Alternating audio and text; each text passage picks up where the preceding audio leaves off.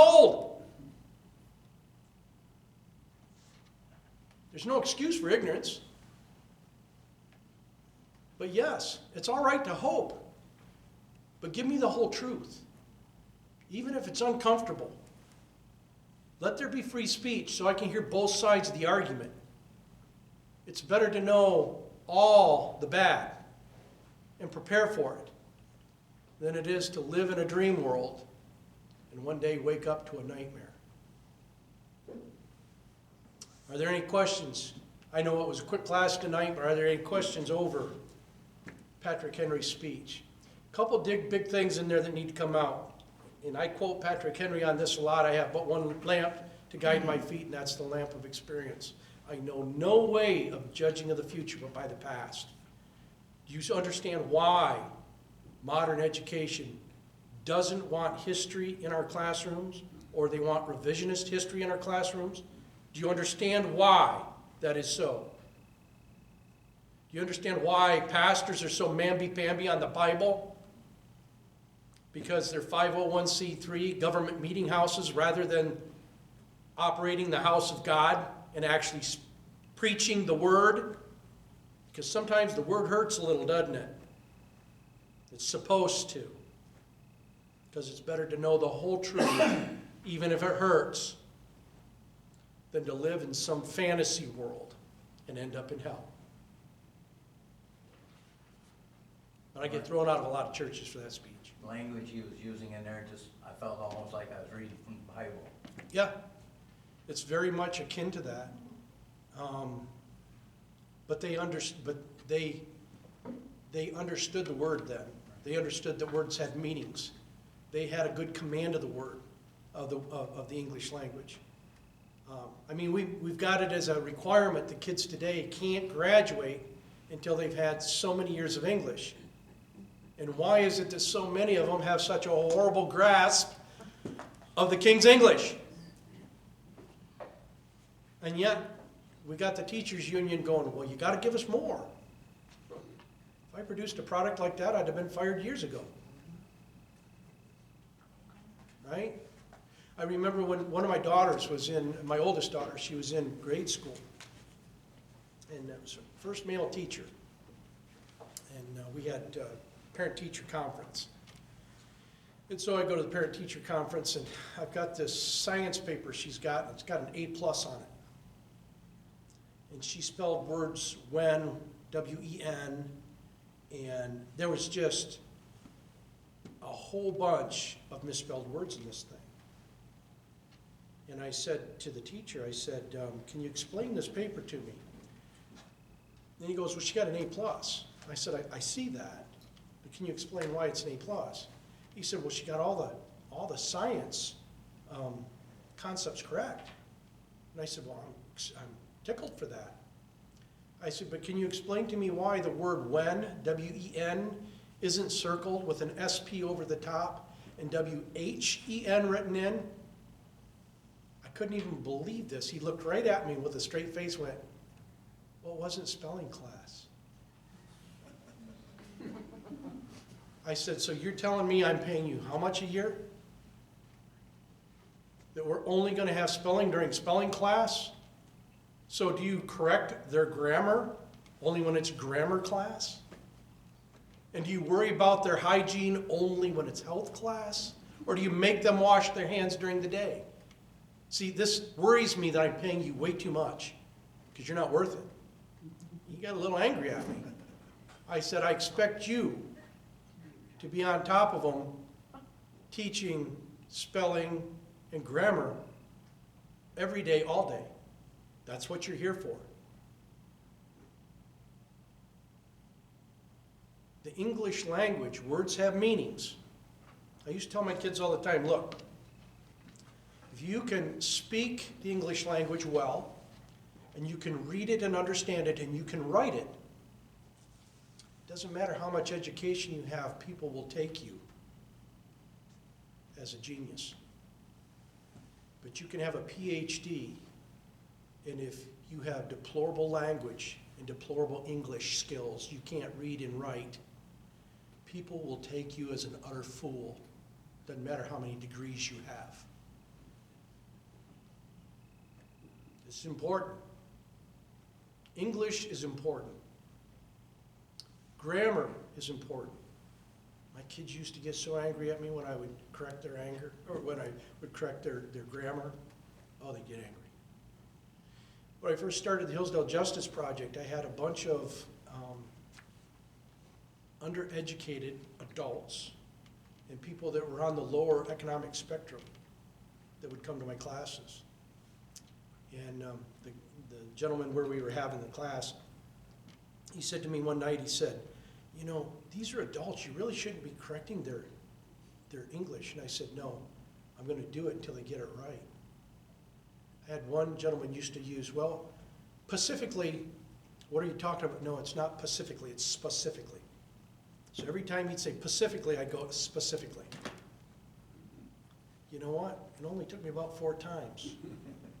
And he'd go, well, specifically, what do you mean? Most times those people are on the lower economic spectrum and undereducated because they have no grasp of the English language.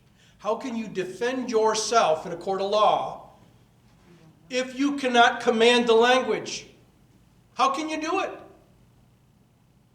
How can you interact and have your ideas brought forth if you don't have a command of the English language? That's probably one of the top skills that you should have.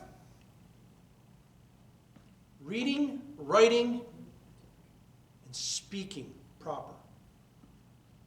Those are big. If you teach your kids nothing other than that, the rest of the world is theirs, because we live in the 21st century where the information's everywhere. If they can read and understand, and they can speak properly, and they can write properly, you've given them more than gold and silver. Because even if they never darken another door of a school, if you do that and give them the will to learn, and they understand that life is a lifelong journey of learning every day, you've given them more than gold and silver. That's really the truth. But what do we practice in our John Dewey Model Public School? Oh, we got to have STEM. We got to have calculus before we graduate, and we got to have. Really? Really? We have to have all that. So we have to have all that, even though you've got 30, 40, 50% that can't read, can't speak, can't write. I think we got our priorities wrong. But that's been by design. It is by design. And it's also been because we didn't want to show up or speak up. So, are there any other questions, comments, concerns?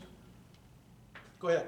I have the constitutions in here. Oh, yeah, that's right. Jody made Indiana constitutions. So if anybody wants an Indiana constitution that she's copied and put together, she's got them back here.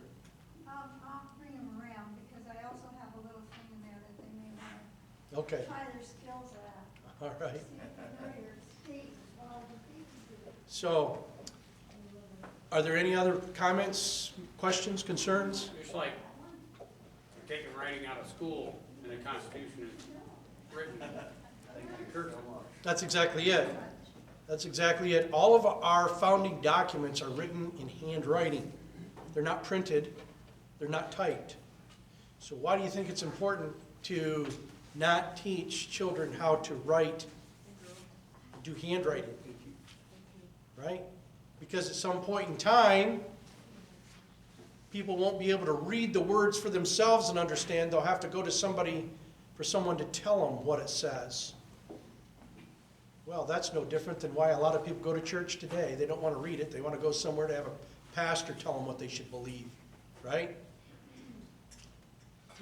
That's a little wrong. I don't know, but I read in the Bible where if you want to understand the word, you need to fast, pray, and meditate on the word for it to be revealed to you. That reminds me when I was living in Germany, where I worked, they said, man, you should have been a minister. And I said, well, why? Just read your Bible. And, oh, we let the pastor or the Yeah. priest tell us what we need to Yeah. know. Yeah, that's what he's there for. That's what we go there for, right? Well, that breeds dependency, doesn't it? Or do we want to be a country of dependence, or do we want to be a country of independence? That's the whole difference, right? That's why teaching your children the English language and being hard on them on their grammar and making sure that they can write and read and understand. That's why that's so important, right? Because now they don't have to depend on someone to tell them what it says. They don't have to depend on someone to tell them what to think. They can do it all on their own. If you think about it, the only creation of God's that has the Word is man. Think about that. Everything else God created doesn't have the Word. It's because we're created in God's own image. And the Word is life, and the Word is truth. That's why we are the only creation of God that has the Word, that can speak. So you see how important it is? The Word is very important, and words have meanings, and it's important to keep those meanings. It's important to be very succinct in what we say and the words that we use, right? So, with that, thank you all for coming tonight. Next week, I believe, is Declaration of Independence. Now, you all know that, right? But in the course of human events, it becomes necessary for one people to dissolve the political bands which connect them to another, and to assume among the powers of the earth the separate and equal station which the laws of nature, nature's God, entitled them. Does that sound familiar? Decent respect for the opinions of mankind requires that they should declare the causes which impel them to the separation. We hold these truths to be self-evident, that all men are created equal, that they're endowed by their Creator with certain inalienable rights, that among these are life, liberty, and the pursuit of happiness, that to secure these rights, governments are instituted among men deriving their just power from the consent of the governed. You know the thing, right? Too bad Biden didn't know the thing. So we'll do that next week.